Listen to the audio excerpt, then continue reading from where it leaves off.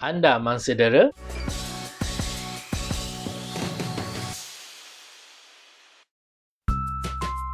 Hai semua, selamat datang ke Syarul Masan Channel, platform perkongsian tips bahasa badan dan motivasi untuk kejayaan dan kebahagiaan. Topik kali ini, saya akan kongsikan mengenai apa yang perlu anda lakukan jika anda ialah mangsa penderaan. Semenjak saya memulakan karier sebagai kaunselor berdaftar, kes yang berkait dengan penderaan memang selalu saja saya terima. Lebih-lebih lagi dalam tempoh PKP sehingga PKPB ini, tak disangka-sangka banyak pula kes penderaan yang saya terima dimaklumkan oleh klien ketika dalam sesi kaunseling. Tapi ada kebenaran juga kerana menurut Bahagian Komunikasi Korporat, Kementerian Pembangunan Wanita, Keluarga dan Masyarakat menyatakan panggilan ke talian kasih bertambah sebanyak 57% sejak bermulanya PKP. Mangsa biasanya keliru. Apa tindakan yang perlu diambil setelah menjadi mangsa dera? Nak lapor tapi tak tahu nak lapor kat mana. So stay tune bersama saya.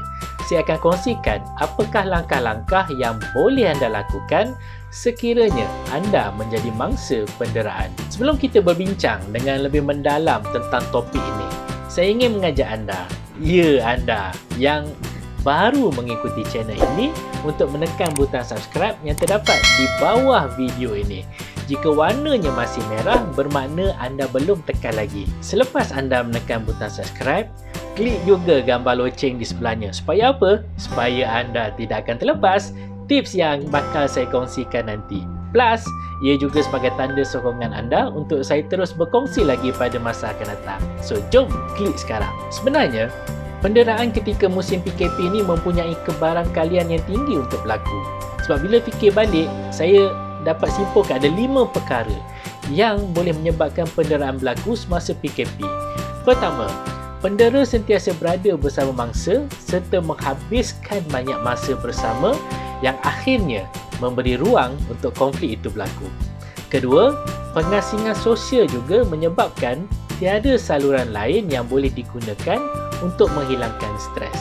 Ketiga, masalah kewangan serta ketidaktentuan masa depan juga adalah faktor yang mendorong seseorang terlibat dalam kes penderaan. Yang keempat, persekitaran rumah yang sempit ataupun tidak kondusif menyebabkan berlakunya rasa lemas apabila mereka berada di rumah.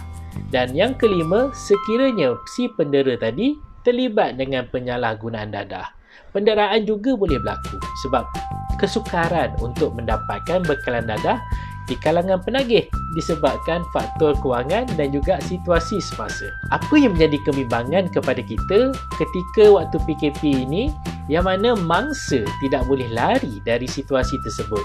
Tiada sokongan daripada orang lain dan juga tak ada tempat nak mengadu kerana banyak perkhidmatan tidak beroperasi ketika tempoh PKP hingga PKPB.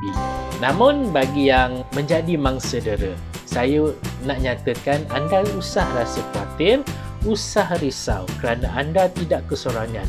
Masih ada saluran yang boleh anda gunakan sekiranya anda menjadi mangsa dera ketika ini. Apa yang perlu anda lakukan? Pertama, anda perlu ke hospital kerajaan yang terdekat. Anda pergi ke Jabatan Kecemasan dan Trauma dan maklumkan kepada doktor yang bertugas yang anda telah didera. Doktor akan berikan rawatan kepada anda dan pada masa yang sama menyediakan laporan yang mengesahkan yang anda telah didera. Sekiranya kalau di hospital yang anda pergi tadi terdapat kaunter polis di situ, buat laporan polis dan mereka akan berikan anda satu borang, iaitu borang 59, yang mana doktor akan mencatatkan kecederaan yang anda alami di dalam borang itu tadi. Tapi kalau tak adalah kantor polis di situ, tindakan kedua yang perlu anda lakukan ialah bawa laporan doktor tadi ke balai polis yang berhampiran. Di sana, anda serahkan laporan hospital tadi dan buat laporan polis yang anda telah didera. Di sana nanti, pegawai polis akan uruskan dan akan merujukkan kes anda ke Jabatan Kebajikan Masyarakat atau JKM. Di JKM pula, kes anda akan diuruskan oleh seorang pegawai pelindung. Yang mana pegawai pelindung ini akan menentukan sama ada anda selamat untuk ditempatkan di rumah keluarga yang anda percayai ataupun ditempatkan sementara di NGO wanita ataupun rumah pelindungan kanak-kanak jika kes tadi melibatkan penderaan kanak-kanak. Jadi pegawai pelindung ini akan sediakan Emergency Protection Order ataupun EPO untuk anda, dan EPO ini anda akan dapat perlindungan daripada diganggu oleh si pendera tadi. Tempoh EPO ni sah selama 7 hari, yang mana dalam tempoh ini pegawai pelindung akan sediakan juga kaunselor sekiranya perlu, supaya anda mempunyai alternatif tindakan yang boleh anda ambil selepas habis tempoh EPO ini. Tapi katakanlah habis EPO, apa anda nak buat? Sekiranya orang yang dera anda tadi masih mengganggu anda, masih mengancam anda, anda boleh melaporkan ke balai polis dan memohon kepada pegawai polis tadi untuk mengeluarkan Interim Protection Order ataupun IPO. Surat IPO ini pula anda bawa ke JKM dan insya-Allah JKM akan membantu anda ke Mahkamah Magistrate. IPO ni tempoh sahnya adalah sehingga siasatan selesai, dan habis sahaja selesai siasatan daripada pihak polis, suspek ataupun orang yang mendera anda tadi akan dibawa ke mahkamah untuk dibicarakan. Tapi manalah tahu kan, jika dalam tempoh perbicaraan pun orang yang dera anda tadi masih mengganggu, masih mengancam anda boleh memohon pada mahkamah untuk mengeluarkan Protection Order ataupun PO. Jadi itu adalah proses bagaimana kes anda akan diuruskan.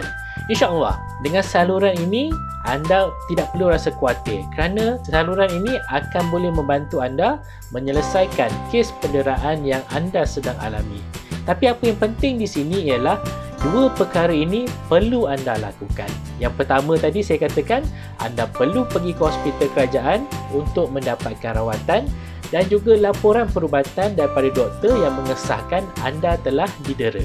Kedua, anda pergi ke balai polis dan bawa bersama laporan perubatan tadi dan buat juga laporan polis yang anda telah didera. Proses lainnya anda akan dibantu. Jadi anda tidak perlu risau. Sekiranya anda risau yang si pendera ni akan terus mengancam dan mengancam anda boleh memohon EPO di JKM. Habis tempoh 7 hari dan masih lagi diganggu, mohon IPO dikeluarkan daripada balai polis dan bawa IPO tadi ke JKM semula. JKM akan memohon kepada mahkamah. Dan sekiranya ketika di mahkamah pun masih diancam, anda boleh mohon kepada mahkamah keluarkan PO untuk perlindungan. Mesti ada yang tanya, boleh ke kalau terus pergi ke JKM? Boleh, sebenarnya boleh saja ya. Tapi bagi saya, apa-apa proses pun memang dua perkara ni akan diminta juga walaupun anda terus report ke JKM. Jadi sebaiknya lakukan dua perkara ini terus pada peringkat awal. Jadi dia akan memudahkan proses kerja dan proses urusan tadi akan menjadi lebih mudah. Anda juga boleh hubungi talian kasih Kementerian Pembangunan Wanita, Keluarga dan Masyarakat di talian 15999 atau WhatsApp di 019-261-5999 atau hubungi mana-mana organisasi wanita yang menawarkan bantuan. Pesanan saya kepada mangsa dera, harus diingat bahawa keganasan rumah tangga ini bukanlah suatu perkara yang normal serta tidak boleh diterima walau apa jua alasannya. Anda sebenarnya sekiranya tidak bertindak, anda sebenarnya boleh mengalami gangguan mental yang berpanjangan akibat penderaan tadi, seperti kemurungan ataupun kecelaruan stres pasca trauma yang anda alami akibat penderaan. Oleh itu, bagi mereka yang mengetahui adanya insan terdekat, sama ada ahli keluarga, rakan sepejabat, ataupun jiran ataupun siapa saja yang menderita dek didera tadi, pastikan mereka yang didera dibantu, berikan sokongan agar dapat mereka menjauhkan diri daripada situasi tersebut. Kalau ada yang fikir, tak baik jaga tepikan orang, anda sebenarnya perlu ubah sedikit mindset ini. Nama pun jaga tepi kain, bukan suruh tengok apa dalam kain. Jadi anda ambil maklum apa yang berlaku pada insan terdekat, khususnya yang telah didera, segera minta bantuan. Serahkan selebihnya pada mereka yang bertanggungjawab. Hari ini mungkin hari mereka, esok-esok hari kita pula, siapa yang tahu, insya-Allah ada pula insan yang sudi bantu kita kelak. Berminat untuk saya kongsikan lagi tips pada masa akan datang? Tuliskan komen di bawah video ini. InsyaAllah saya akan baca dan ulas pada video yang akan datang. Klik pada butang subscribe dan jumpa lagi pada masa akan datang.